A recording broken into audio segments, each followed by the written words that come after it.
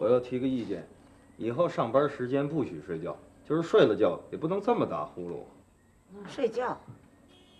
谁睡觉了？山门能睡觉吗？哎，大妈瞧你说的，那不睡觉干什么呀？哎，四姐，你怎么也这么说呀？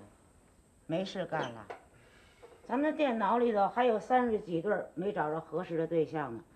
你们不会上街去跑跑？我置办。要是今天咱们介绍一对对象，明天就听说那女的给那男的给宰了，那就棒了。嗨，什么杀人就棒了？哪有这样的女的？我把她介绍给你。这样的好事儿，我们是不敢设想啊，哪怕有点别的。要王松去给女的介绍对象，然后你自己突然爱上他了，然后你自己的女朋友呢又寻死觅活的，到了那时候，我们谁还有闲心打瞌睡？生活突然变得丰富多彩了。哎，对，要是王松单相思还行，要不然呢，这故事编不下去。了解我。你说哪有女孩能看上他呀？也就他现在这女朋友吧，自己呢这个条件也不好，也不好要求太多，是不？大妈，你听见没有？他说我女朋友档次低。王松，档次高档次低也就这样了。再说，你也得拿镜子照着自己呀。有人吗？别说了啊，客户来了。哎，同志，请进，请坐。哎，随便走。您那个，哎，我说同志，您不是有病吧？你才有病呢！哎，今儿来一个找茬打架，我这正愁没人练练呢。我好跟你说，样的，王松，好样的！王松，有我在这儿还反了你了。不是你瞧他，同志，您怎么到这儿来了？这不是人来的地方。这是怎么说话的？我是问您有什么事情。你们这儿不就是什么咨询中心吗？对呀，您想咨询点什么？你问我，那我问谁啊？哎，这人，我同志，那怎么称呼您？方，方先生，您今天到我们这儿来，肯定有什么事儿需要我们的帮助。嗨，我啊，就是在这儿瞎转悠，没事儿吗？他我转悠转悠，就转悠到这儿来了。那您无聊？哎，英雄是英雄，从您刚才一进门，我就瞅出您无聊。诸位是不是也都很无聊啊？告诉你吧，你那点无聊只能算是小无聊，好歹你还有心思在大街上瞎逛呢。你知道你进来之前我们都在干嘛吗？全都趴在桌上睡大觉呢。可是我们谁也没提无聊这俩字儿，不提无聊而无聊，那才叫大无聊呢。夏雨，我可没睡觉啊，我一直在学文件。好，太好了，我觉得我找对地方了。说说看，说说看，您是怎么无聊的？哎，这位兄弟啊，我觉得你是一个外行。为什么这么说呢？他什么毛病也没有，他就是学着活着没意思，怎么也打不起精神来。我觉得那才是无聊。吃饱了撑的，没事儿上大街做的好事，不就全成了？我认为那才叫吃饱了撑。不用问，您肯定是结了婚了。你怎么知道？没结过婚的不会得这病。是啊，结婚都8年了，有个男孩还他姥姥给带着，工作嘛不错，家庭也不错，可他怎么就觉着没劲呢？您这病可真怪了，什么都不错，怎么会没劲呢？您听我说啊，一天到晚看的总是那几张老脸，一天到晚干的又都是那些个老事儿，一日三餐吃的是那些老饭。说句不好听的话，这7、8年了吧，我就觉着连上厕所。行了，同志，您的意思是说，您的生活没有刺激？太对了，太对了。我年近40，我觉得我终于碰到了一个红颜知己，真的。你看前几年啊，刚发奖金的时候，嘿，高兴，发奖金了。可是后来干不干都发，哎，就没意思了。记得有一回，我们领导把我奖金给扣了，而且不为什么原因，我跟他吵了起来。哎，那2天我高兴刺激啊。可是后来就因为我跟他们吵啊，再发奖金他没人敢扣了，他就又没意思。哎，我说方兄，这又是您老外了，这刺激从哪儿来呀？从自个儿这儿来，您就不会找点刺激吗？找什么？上哪儿去找？我跟您说，炒股票怎么样？今天去发财，明天就跳楼。炒股票需要钱，大钱。你借给我？那嗨，不是，这炒股票是有点悬，但是呢，咱们去拦路抢劫，故意让警察给抓住，然后蹲2年大狱。王松，你再敢胡说八道，可报警了。哎，我有个好主意，您不是闲着没事儿吗？嗯，那离婚，离婚它是又省钱又安全，它还刺激。对呀，下雨天打孩子，闲着也是闲着，我们帮您离婚，而且这个离婚费吧也不是很贵。馊主意。离了还得接，接了再离，那更没意思了。再者说了，我们那位啊，你们是没有见过。我觉得如果我跟他离了，我就再找不到更好的。你们听见了吧？这就是中国的男人。你让他生活在现状里吧，他就痛不欲生；你让他去改变这种现状，他又没有勇气。你呀，自杀算了。要是万一没死成，被人救出来了，你就再也不会觉得无聊了。他要是救不过来呢，不妥。我刚才来的时候吧，我觉得我找着了一个出路。什么出路啊？咱们这儿不是介绍婚姻吗？介绍不介绍朋友？那介绍，男朋友？你这不就是废话了吗？咱们俩做朋友，那算什么呢？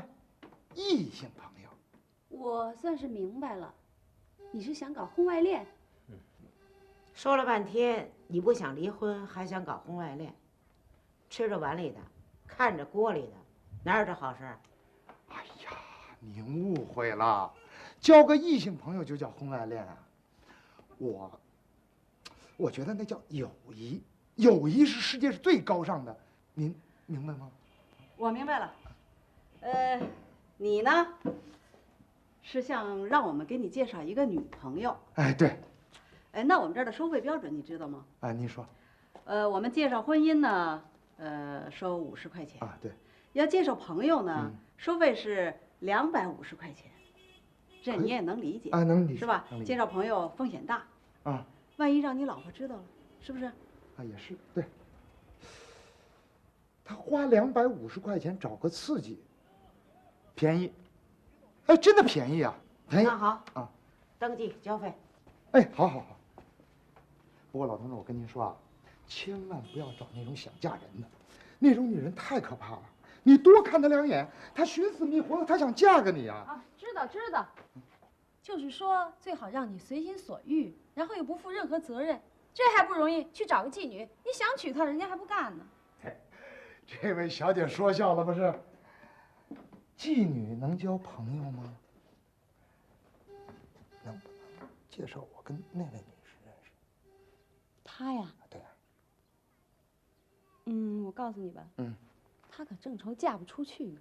前段时间跟一男的搞婚外恋，把那男的一家搅得一塌糊涂。哎，诸位，今天我很高兴。你们不是没有发过奖金吗？如果这事儿办好了，奖金我发。哎，你以后给我宣传啊。哎，好，没问题，没问题。哎，自己你让他到这儿来。留步。哎，慢走啊，慢走啊。再见了。再见啊。慢走啊。好，好，再见。谢谢啊。方先生啊，愿意听我一句忠告吗？可以啊。我觉得你这样做是在玩火。不好这样讲啊。你想，你自己觉得生活很无聊，那你妻子肯定有同感，回去跟她谈谈嘛。谈什么呢？谈他妈好，我妈不好；我妈好，他妈不好，没有意思。好自为之吧。好，好，那谢谢啊。好，看这个啊，哎，这太胖了是吧？再换一个。换一个，看这个。咦，这个32岁，身高1.75米，体重92斤。哎，四姐，赶紧给挑一合适的哎。看看有没有那烂里头的女人，给他找一个。他要是不愿意要啊，就再收他250。我看看现在中国的男人有多250。打击面太宽了吧？啊？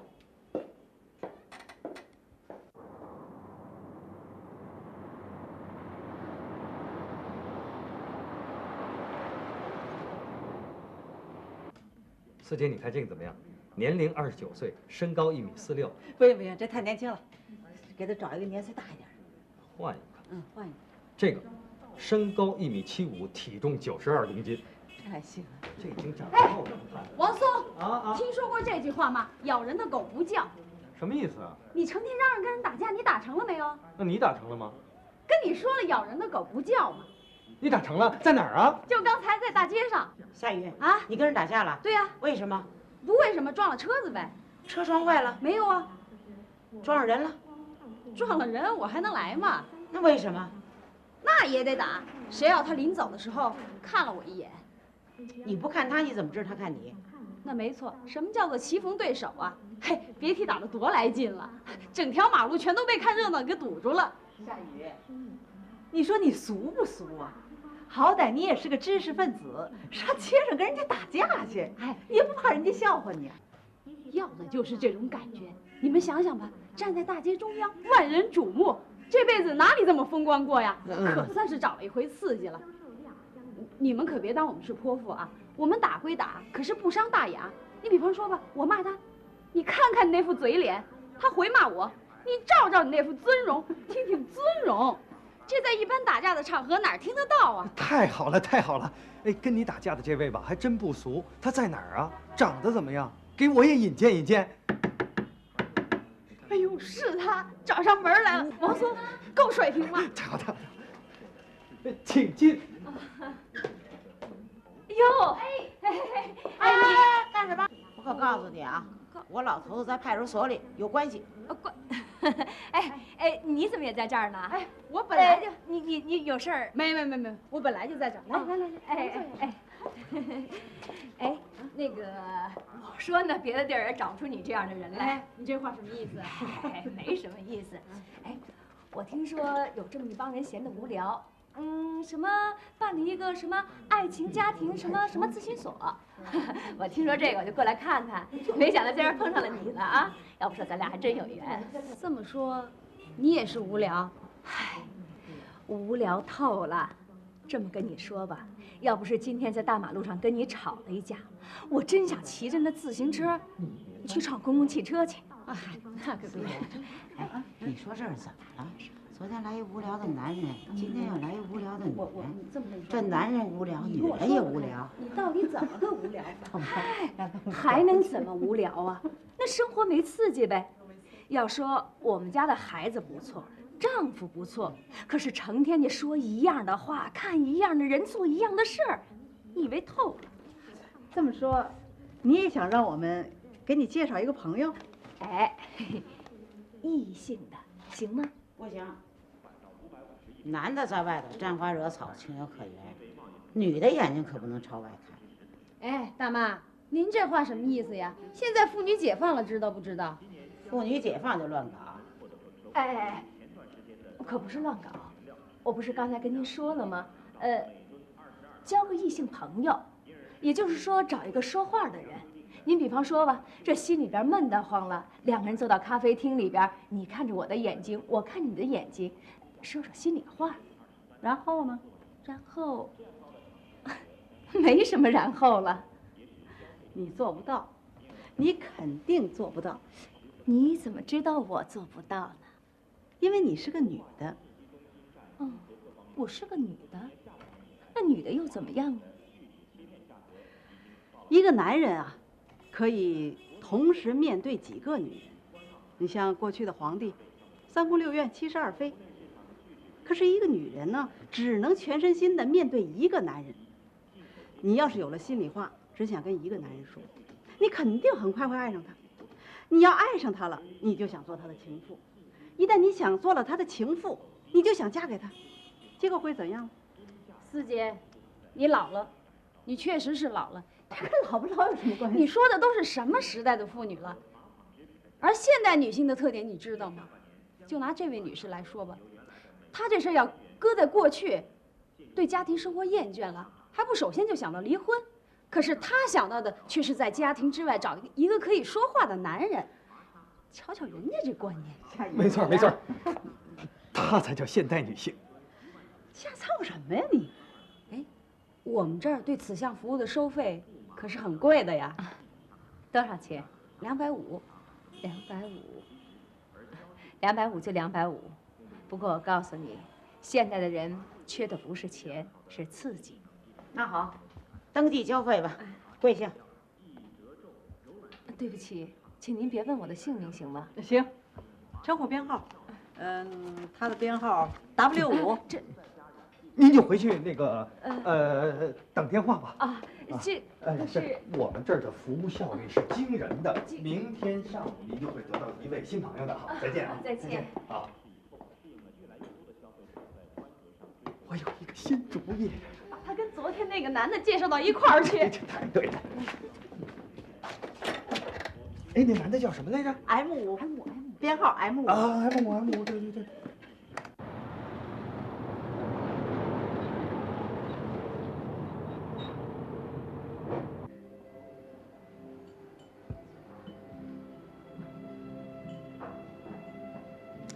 请问他有多大？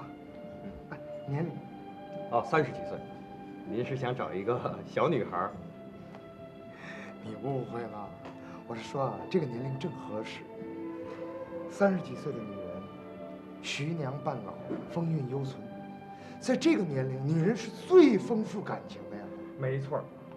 自从莎士比亚以后，所有的妙龄女郎已经被赶下了爱情的舞台。哎，她不会因为爱上我，想嫁给我吧？您怎么这么想啊？您这么想，不是对我们的服务质量信不过吗？不是这个意思。这个 W5啊，很聪明，他把爱情和婚姻分得很开。她爱她的丈夫，疼她的孩子，就是心里头有一点怅然若失，好像老觉得生活里缺少点什么，很想找一个可以说说话的人。哎，她的那张脸啊，怎么说呢？您一看上去就会怦然心动的。忧郁，就是忧郁。忧郁，您懂不懂？啊，懂，我懂。哎，成熟女人最迷人的一种气质。我觉得您是不是先迷上她了？哎嗨，您说哪儿去了？我们的岗位责任制的第1条就是上班的时候不带感情色彩。哎，那就好。M5他已经结婚好几年了，他一直生活得很幸福，可是他总是不满足，他觉得好像少了点什么。这样的男人才能称之为男人。我之所以对我丈夫不满意，是因为他对生活太安于现状了。他很忧郁，他这种深刻的忧郁全都写在他的脸上，让每一个见了他的女人不能不怦然心动。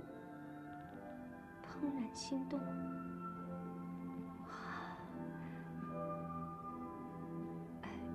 夏帮办，你是不是自己也看上他了？我，没错。如果我不是把工作放在第一位，我会当仁不让的。我再请问一下，她和她丈夫的关系怎么样？这个怎么说呢？和成千上万对夫妇一样，由于她的善良，她不愿意毁掉她的家庭，但是她那颗痛苦的心，又不断地在大千世界里面寻找着知音。没错，这也恰恰是现代人的一种无法摆脱的困惑。唉，那些似乎理解你的人和你素不相识，而那些生活在你身边的人呢，又与你恰恰势同陌路。王帮办，我由衷地感到一种心酸，为他，为我，为咱们这些男人。M 母的家庭正是成千上万个家庭的写照。可怕的是，他那么苦恼的时候，他所深爱的妻子，他竟然一无所知。你对女人的要求太高了。像他这样一个优秀的男人，我想有很多女人很难理解他。所以他经常梦想着一个知己，一个红颜知己。他经常在冥冥之中听到一个女人的呼唤，他渴望着她，他希望和她做灵魂上的交流。灵魂上的交流，他真这么说的？对。我想，他该不会得陇望蜀吧？那你就把他看俗了。他说了，他最崇尚的就是柏拉图，他觉得男女之间只存在着精神恋爱。精神恋爱？对。哇，我的天哪！不过这样一个优秀的男人，他的女人居然看不住他。我想这种女人除了跟他上床，别的事儿啊，他什么也做不了。精神恋爱，我非常非常赞同的，因为我知道，她那粗俗愚蠢的丈夫，肯定像一头公牛，只会做爱，他不会做别的事情。真的，他来了吗？我已经有点等不及了。哎，你们好。他来了没有？哎，来了呀。看看时间，1分不差。W5说了，像你这样精神上的朋友啊，他应该以诚相待，所以他强调他一定要准时。你听听，你听听。哎呀，那我过去了啊。哎，别急啊，方先生。我丑话可说到前头啊。您讲。W5呢，她是一个守身如玉的女人，希望您也洁身自爱。好，否则的话，后果自负。请二位放心，我去了。要不要我陪你过去？王帮办，请原谅我的多疑。你是不是已经捷足先登了？我说你又说到哪儿去了？那更好，那更好。我以孔夫子的名义。你在那边的酒吧，你记着暗号啊。你看看，你看看，我把暗号给忘了。我跟你说了嘛，你到了那以后，你彬彬有礼的跟他说。这我知道。你说这儿有人吗？然后他会说，朋友来了有好酒。然后你回答，那如果是豺狼来了呢？哎，这不好。那我不就成了豺狼了吗？哎呀。幽默，幽默，你懂不懂？我应该懂。你一说我是豺狼，那个女的就会嫣然一笑，美好、幸福、和谐的爱情就会在一种宽松的气氛当中开始的。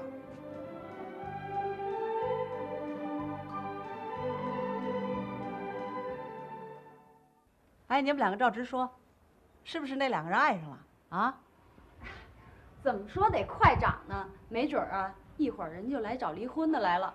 哎，我们是涨完了结婚费，再涨离婚费，涨完了离婚费，再涨介绍费。哟，咱们这也快成这婚姻储蓄所了。行，这事儿啊就这么定了，涨。他要敢离，咱们就敢涨。还有第二条，还什么？关于企业内部的经营机制也要转变。分配，大锅饭是再也不能够吃了。你什么意思？大妈，您这还不明白吗？您知道我们俩昨天工作到多晚吗？可是有些同志不光不干，还对我们的工作性质肆意污蔑。这一到分钱的时候，他什么话也不说了。你说这叫我们工作在第一线的同志，怎么提高积极性嘛？就是没有积极性嘛。哎，这话不能这么说。你们工作的好是怎么来的？哦，我一个人这1年多来领导这中心容易吗？日以继夜、废寝忘食的，你们没看见？我把你们培养起来了，你们还没赚回钱来呢，就把领导给忘了。哎，大妈，这您痴心了，我们没说您。那你说谁呢？哦，你们2个在说我。哎，我们也没敢说你。虽然你不是这儿的领导，但你也是这个咨询中心的一个灵魂呐。那你说的是谁啊？我没教养，下房办，有人讲话，你可别说话了。还有王法没有了？都说说到底是怎么回事？您问问他们2个人吧。我没捷足先登，我可没捷足先登，不信你问问他。我们昨天不是才介绍你们认识的吗？进来也不说声谢啊，抬手就打人。哎，这俗话说芥末杀驴，可你们杀的也太快了吧？您问问他们2个人办的好事儿。夏雨，王松，妈，你们在介绍情况的时候，是不是弄虚作假了？没有啊。哎，M5不符合您的要求吗？你昨天不是对他挺满意的吗？你还自信你比他老婆强？你说他老婆除了上床不会干别的。说了。啊，对了，你当时说话的意思跟他也差不多。你说 W5的丈夫是公牛。哎呀，求求你不要再讲了，不要再讲了。我请诸位帮我们离婚吧。哎，你们不是只说找个说话的人吗？怎么这么快就谈婚论嫁了？我们的服务费还没来得及涨呢。甭管多少钱，离。这是怎么了？爱情就那么痛苦啊？我好像明白点什么了。你们呢，工作安定，家庭幸福，可你们啊，并不感到满足，想在家庭以外寻找点刺激。昨天呢，你们满怀希望去赴约会，一见面，结果发现彼此认识。哦，他们是夫妻。他们是夫妻。嗯。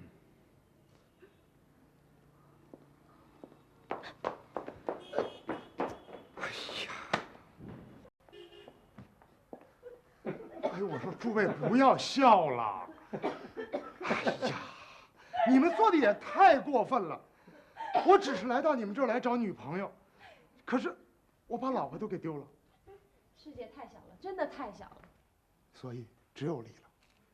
我真没有想到，他居然能背着我在外面搞婚外恋。哎，这次幸亏是搞到了我，否则的话，我实在难以想象，他现在在跟那个男人干什么。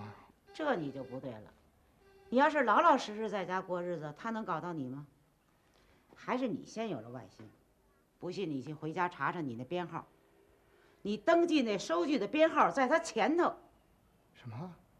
他也交了250？哎，我们这是男女平等。这叫什么世道啊！我们夫妻见面还要交500块钱呀！不行，得离。这次他搞到我，下次他肯定要搞到别人的。你呢？要不是搞到你老婆，现在和那 W5指不定在干什么呢。我是我，他是他，总不能我出来搞别的女人，他也出来背着我搞男人吧？哎，这就是你没道理了。你就能在外面沾花惹草，他就应该在家里从一而终。哎呀，理是这么个理，可是我心里别扭啊。你想想看，天底下的一个男人，谁不想沾花惹草？对，我一直以为他很爱我，可是他居然说我像公牛。哎，这话可是你自己说的。我是说了，可我不知道 W5的丈夫就是我呀。活该！你不是要刺激吗？这回刺激不？您说怎么办？你真想离婚啊？那不离怎么办呢？都有了外心，以后怎么办？哎，有了外心的可是你啊！你老婆从一开始就声明，她说她不做任何人的情妇，她找的只是一个说话的朋友。她可以跟我说。问题就在这儿啊！你想想，你自己觉得生活平淡无聊，要到外边寻找刺激，那你的妻子肯定也有同感呢。你们两个为什么不能够坐在一起，互相谈一谈，看看到底问题出在哪儿，然后一起想办法去解决它，就都到外边去寻找刺激。你说结婚7、8年了，还有什么不了解的？说什么？你都了解吗？那为什么你老婆这个苦闷你不了解呢？你想一想，你如果今天找的这个女人，不是你的妻子，是另外一个女人，你并且爱上了她了，后果怎么样？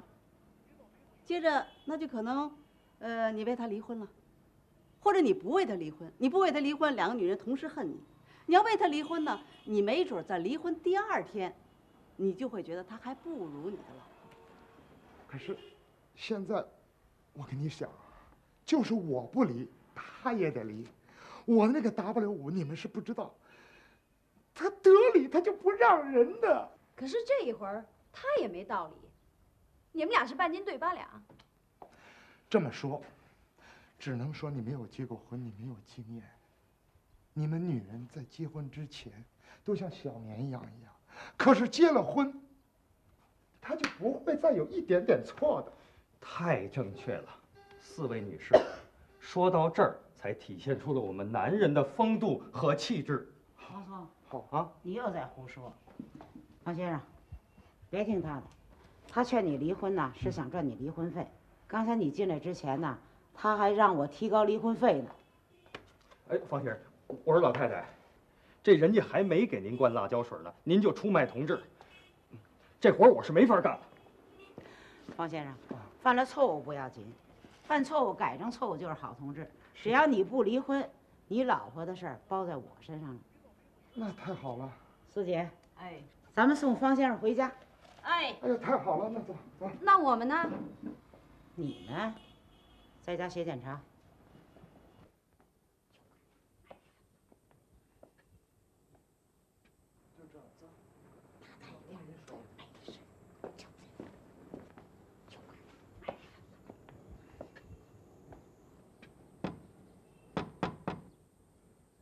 是我，丽媛，我回来了。你走，你走，你去找你 W5去，你还回来干什么？嗨，你还让他找谁呀？你不就是 W5吗？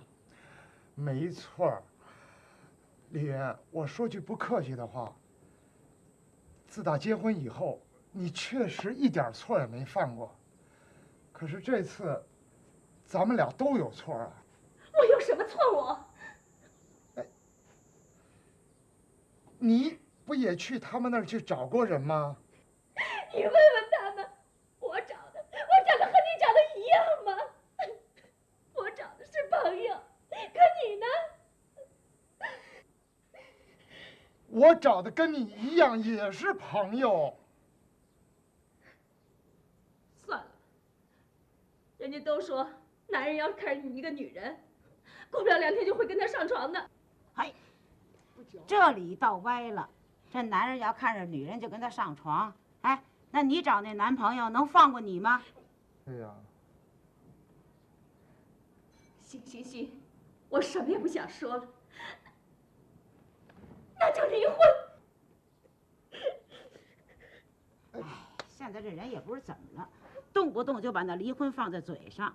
男人是什么？百货公司里买来的货，用着不好就回去换。这夫妻间有了矛盾，各自多做自我批评，开展一下思想斗争，不是就完了吗？哎，他爸过来。丽云，你听我说几句哈。我觉得今天这个事儿呢，我觉得你跟方先生啊，都有责任。我相信啊，你们两个肯定是一对恩爱的夫妻，但是为什么会发生今天这个事儿呢？我想是不是有这么2个原因？一个呢，你们觉得这个爱情呢就像一棵大树，只要种活了呢，就不用操心了。可你们也不想想，要是老天不下雨呢，那再茂盛的树不也得枯死吗？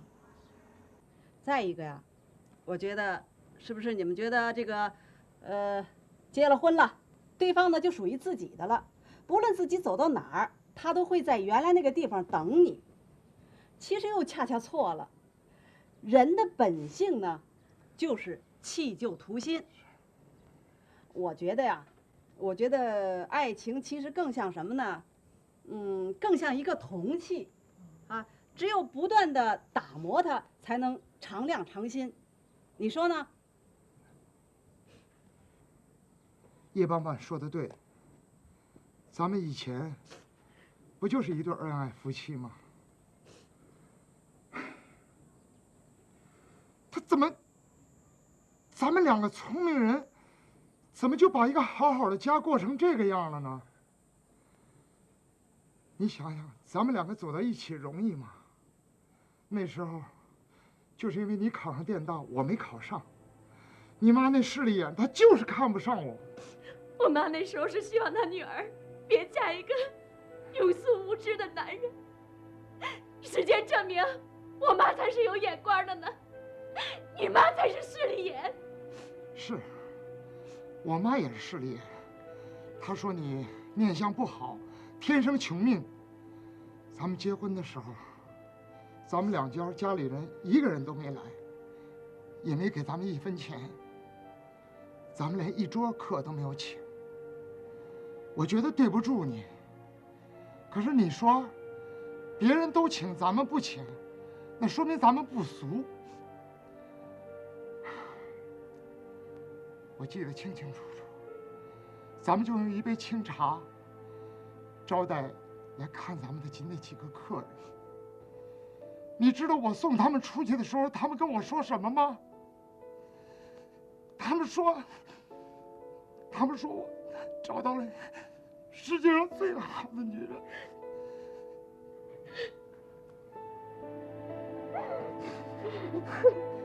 当天我的日子，我们的日子过得多苦，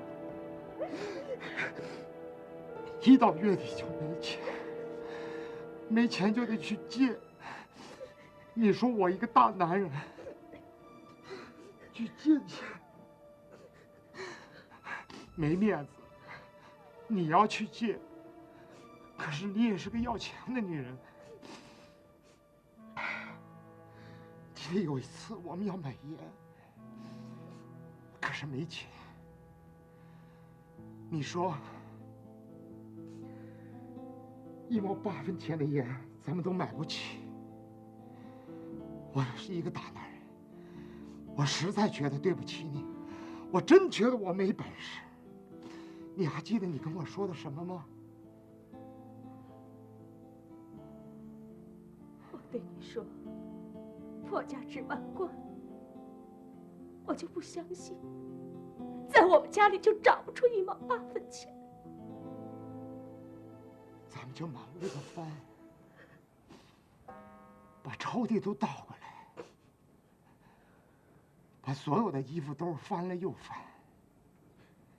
你爬到床底下，你爬出来的时候灰头灰脸，手里拿着2分钱的硬币。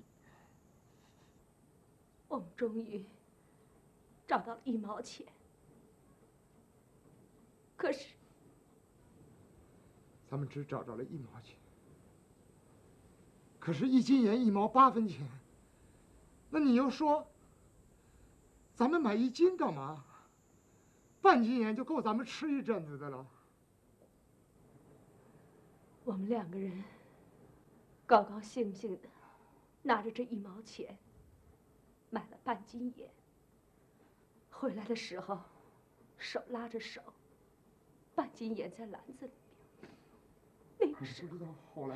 那个时候我觉得我们是那么富有，可是现在，我们就真的不能互相谅解了吗？啊？我们就一起把那些美好的东西全都毁掉。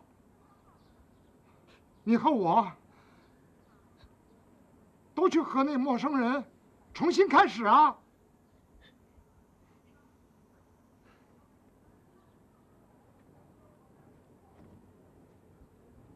李远，我进来了，我真的进来了，我可真进来了啊！也许你们以为，一旦结了婚，对方就属于了自己，即使你走遍天涯海角，他也会在原处等你。可是你们是否知道？你们是否知道？哦，人的本性是弃旧图新的。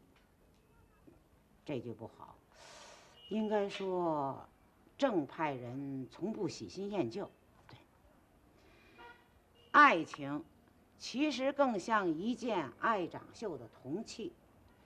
只有经常打磨，才会长光长新。嘿，太好了！哟，大妈，这么动人的语言，哪儿学来的？学，谁能说出这样话？自己想出来的。这几天不见，老太太成哲学家了。少恭维我啊！你们俩人的检查写好了没有？哎呀，写什么呀？您看我这儿有份报纸，上边有明确的统计。赞成婚外恋的老年人占几%，中年人占10%几，可到了年轻人这儿，一下升到了占60%几。我看呀，到咱们底下那辈儿的孩子长成以后，他们肯定100%的赞成婚外恋。所以我建议开展介绍异性朋友的服务，怎么样？胡说！告诉你们啊，只要我有一口气，你们就别想着歪门邪道。谈什么呢？这么热闹。哎，我说四姐，你给评评这个理。现在社会上婚外恋的现象这么普遍，你说我们作为明眼之士，我们能够视这种社会现象于不顾吗？哎，现在呀，婚外恋真是越来越多了。